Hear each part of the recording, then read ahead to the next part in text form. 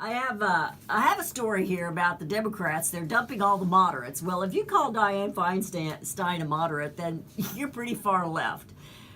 Remember, she's the one who said, I'm not going to let you forget this.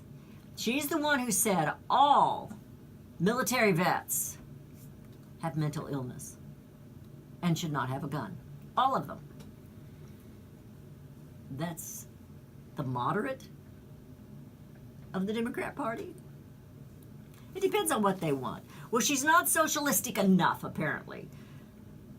They know they've had some socialists win some elections here recently. And so that's the bandwagon they're going to get on. They have nothing else they can run on. They have no policies that are working. Their policies leave dung in the street. That's why San Francisco is full of poo. It's because of the Democrat policies. It's because of socialism. And we're going to find that quote that Joe was sharing from Thomas Jefferson. You know, when we've got central banks running the nation, well, actually, they're running the globe, if you stop and think about it. The Federal Reserve has nothing to do with the United States. It's outsiders controlling things here. And when we have politicians who realize that they can take care of themselves, legislate themselves raises, legislate themselves wealth, we the people don't matter anymore. So the only reason they care about the dung in the street is because it's offensive to them. They don't care about the ones who have no place to go. That's not a part of their problem.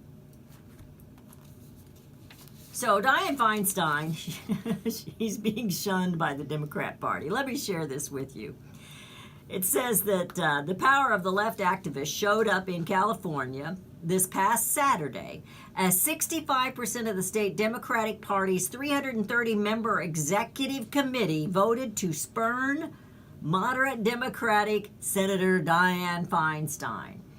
Instead, they endorsed her left-wing opponent, which is Kevin De Leon, a state senator. De Leon won a stunning 65% of the party activists, and Feinstein got just 7%. Goes on to explain that just 5 weeks ago, Feinstein crushed De Leon in June when they opened the primary, winning every county and finishing in first place with 44% of the overall vote, and De Leon finished far behind with 12%. But that was enough for second place, showing under the state's primary system, which sends the top two candidates, regardless of the party, in the November election. So the Democrats will have two running, De Leon and Feinstein. But the Democrat Party, it would appear, is going to throw their support to De Leon because they believe he has a better chance of winning the socialist vote. You know, because they promise to give you everything except a potty to poo in. They promise to give you everything except to make sure you have a job.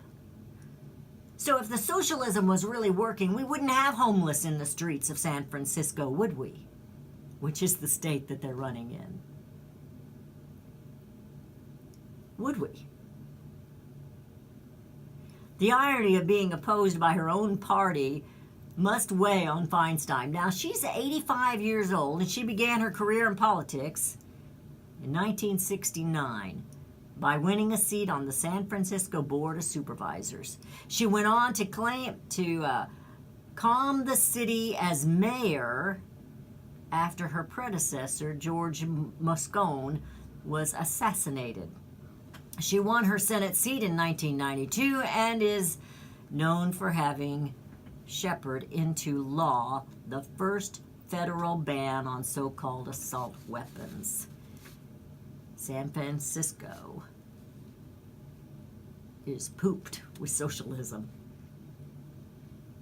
They are full of it. And therefore they are full of homeless.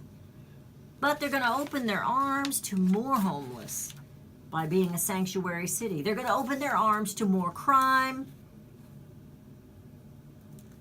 But Feinstein is a moderate, so they're turning their back on her. Don't you find that interesting? This is the Democrat Party that stands by one another no matter what. But like I've said in the last several weeks, they are like a wounded animal that's cornered. And they are scratching and clawing and screaming and kicking. You don't matter. The Constitution doesn't matter. Just power and wealth. Feinstein is a strong advocate against your Second Amendment. But she's a moderate. She's a moderate. Well, she's 85 years old. She has had a lifetime career in politics, and she is filthy rich. Think about it. And, there's many Republicans that are in that same boat. Maybe I should say that same yacht, because they're filthy rich. They don't have a rowboat, folks.